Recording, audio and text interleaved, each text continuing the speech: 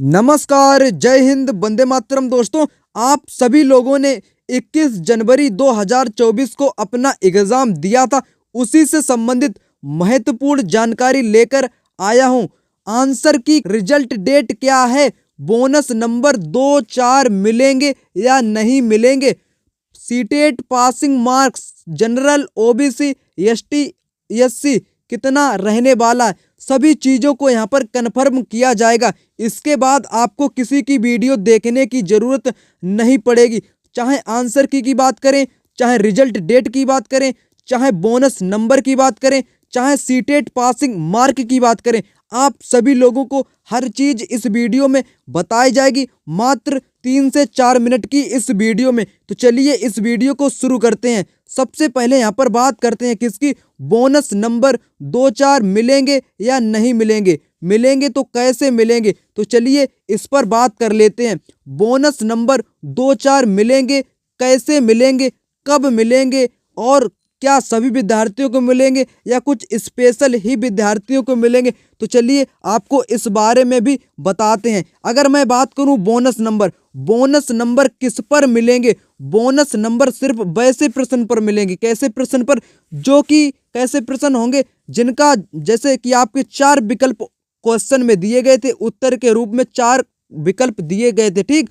तो उस विकल्प में अगर उत्तर 2 सही हैं, ठीक, यानी कि ऑप्शन 1 भी सही है और ऑप्शन दूसरा भी वहां पर सही है, परंतु 4 ऑप्शन वहां पर दिए गए थे, आपको एक ऑप्शन वहां पर टिक करना था। लेकिन ऐसी स्थिति वहां पर उत्पन्न हो गई कि वहां पर 2 ऑप्शन सही है या सभी ऑप्शन सही है, या हो सकता है सभी ऑप्शन वहां पर सही हो, लेकिन आपको यहाँ पर एक ही चुनना था।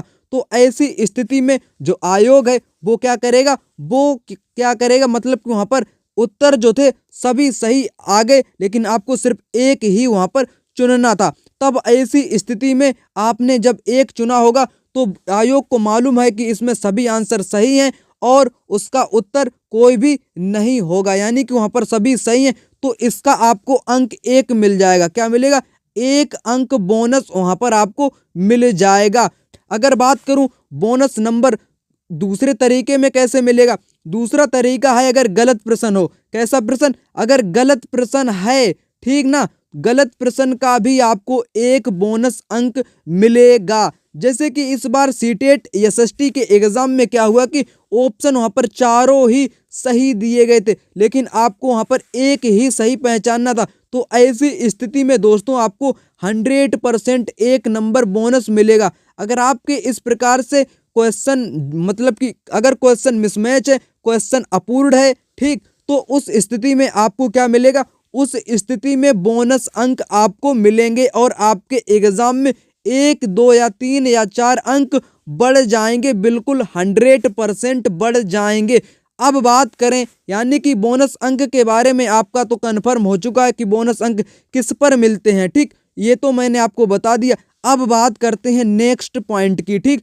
इम्पोर्टेंट पॉइंट, हर बच्चे यहीं पर कन्फ्यूजन है कि सर सीटेट कट ऑफ 2024 क्या रहेगी, या सीटेट मिनिमम क्वालिफिकेशन जो है, क्वालिफाई मार्क्स कितने होने चाहिए कैटेगरी वाइज। तो चलिए यहाँ पर एक एक करके सभी जानकारी आपको बता देते हैं, ठीक। अगर मैं बात करूँ जनरल कट ऑफ की, ठीक, तो उसके लिए 60% नंबर अनिवार्य हैं दोस्तों। कितने, 60% चाहिए नंबर। कह सकता हूँ कि 150 में से आपको 90 नंबर चाहिए।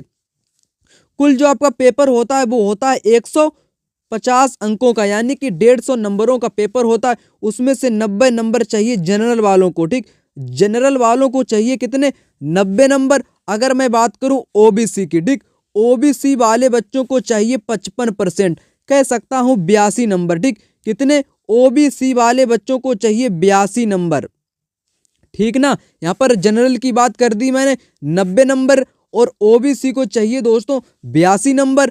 अब मैं बात करूं किसकी, अब मैं बात करूं शेड्यूल कास्ट, एससी एसटी, ठीक, या बैकवर्ड कार्ड, ओबीसी, पीडब्ल्यूडी, उनको भी चाहिए 55%, यानी कि 82 नंबर। तो यहाँ पर एक बात तो कन्फर्म हो चुकी है, जो जनरल कैंडिडेट हैं, जो जनरल बच्चे हैं, उनको तो नंबर चाहिए 60%, यानी कि 90 नंबर चाहिए 150 में से। और ओबीसी और एससी एसटी की बात करूं तो इनको 82 नंबर चाहिए एग्ज़ाम क्वालिफाई करने के लिए। तो ये तो मैंने कन्फर्म कर दिया। इसके बाद आपको किसी की वीडियो देखनी नहीं पड़ेगी कि कट ऑफ क्या रहेगी, मिनिमम क्वालिफिकेशन क्या रहेगी, तो हमने यहाँ पर कन्फर्म कर दिया। अब नेक्स्ट बात करते हैं जो कि सबसे ज़्यादा पूछे जाने वाला सवाल है, क्या है कि आंसर की सर कब आएगी। इम्पोर्टेंट पॉइंट तो यही है, यही मैं बताऊंगा जो कि 100% बिल्कुल सटीक बताऊंगा। फरवरी के प्रारंभ में आपकी आ सकती है आंसर की। यहाँ पर एक तारीख आप नोट कर सकते हैं, 15 फरवरी। ठीक, 15 फरवरी तक आपकी जो आंसर की है दोस्तों, आंसर की आपकी 15 फरवरी तक आ जाएगी। बिल्कुल टेंशन मत लीजिएगा, आपकी आंसर की 15 फरवरी से पहले आ जाएगी। फरवरी के प्रारंभ यानी कि 15 यानी कि दूसरे सप्ताह तक आपकी आंसर की 15 से पहले आ जाएगी। ठीक, इतनी बात मैंने कन्फर्म कर दी है। अब आपको टेंशन नहीं लेना है आंसर की के बारे में। 15 फरवरी से पहले आपकी आंसर की आ जाएगी। अब मैं बात करूं किसकी, अब मैं बात करूंगा रिजल्ट की। ठीक, सबसे ज़्यादा कन्फ्यूज बच्चे यहीं पर हैं कि सर रिजल्ट अनाउंसमेंट कब होगा, किसके बाद, जब आपकी आंसर की आ जाएगी। ठीक, तो आंसर की के बाद एक और यहाँ पर इम्पोर्टेंट पॉइंट है। वो पॉइंट कौन सा है, जैसे कि जब आपकी आंसर की आएगी तब आपको आंसर की चैलेंज करने का ऑप्शन भी वहाँ पर मिल जाएगा। चैलेंज करने की जो फीस रहेगी वो दोस्तों रहेगी 1000 रुपया एक प्रश्न की। ठीक, यानी कि एक उत्तर पर आपको 1000 रुपये पे करना पड़ेगा, तभी आप क्या कर पाएंगे, तभी आप उसको चैलेंज कर पाएंगे। ठीक, तो यहाँ पर सबसे पहले अब बात करते हैं रिजल्ट की। ठीक, तो मैंने आपको बता दिया कि 15 फरवरी को क्या आएगी, आपकी आंसर की दोस्तों आ जाएगी 15 फरवरी को।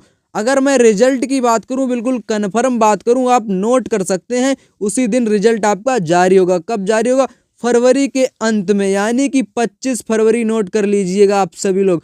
ठीक ना, 25 फरवरी को आपका रिजल्ट आ जाएगा, 100% आ जाएगा, नोट कर सकते हैं आप इस मेरी बात को। ठीक, और 15 फरवरी मैंने आपको बताया आंसर की, और 25 फरवरी मैंने आपको बताया रिजल्ट। ठीक, इतना तो मैंने आप लोगों को कन्फर्म करवा दिया। 25 फरवरी आप सभी लोग याद रख सकते हैं, यानी कि फरवरी के अंत में। तो कन्फर्म मैंने कर दिया, 25 फरवरी याद रखिएगा रिजल्ट, और 15 फरवरी याद रखिएगा आंसर की। अब मैं बात करूं किसकी, पेपर लीक। सबसे ज़्यादा बच्चे पूछते हैं कि सर आपने ये तो बताया नहीं कि पेपर लीक के बारे में क्या है। ठीक, तो मैं बात करूं अगर पेपर लीक क्या होगा, मतलब कि पेपर लीक हो गया, उसका एग्ज़ाम दोबारा होगा, पुनः एग्ज़ाम नहीं होगा। री एग्ज़ाम की मैं बात करूं, किसकी, री एग्ज़ाम की मैं बात करूं, तो री एग्ज़ाम दोस्तों आपका नहीं होगा, बिल्कुल नहीं होगा, कतई नहीं होगा। ठीक, कतई नहीं होगा, क्योंकि आयोग के किसी भी अधिकारी के पास इसका साक्ष्य सबूत मौजूद नहीं है कि पेपर कहां से लीक हुआ, किस स्थान से, किस केंद्र से। ठीक, तो इसके बारे में उनको किसी भी प्रकार की जानकारी उपलब्ध नहीं है, इसी कारण पेपर दोबारा नहीं होगा। सभी विद्यार्थी कहते हैं कि सर पेपर दोबारा होना चाहिए, परंतु मैं क्या करूं जब आयोग को ही नहीं मालूम कि पेपर कहां से लीक हुआ, कैसे लीक हुआ। ठीक, तो इस संबंध में एक ही सूचना है कि पेपर दोबारा नहीं होगा दोस्तों। ठीक, तो यहाँ पर मैंने ये भी बात आप लोगों को कन्फर्म कर दी। ठीक,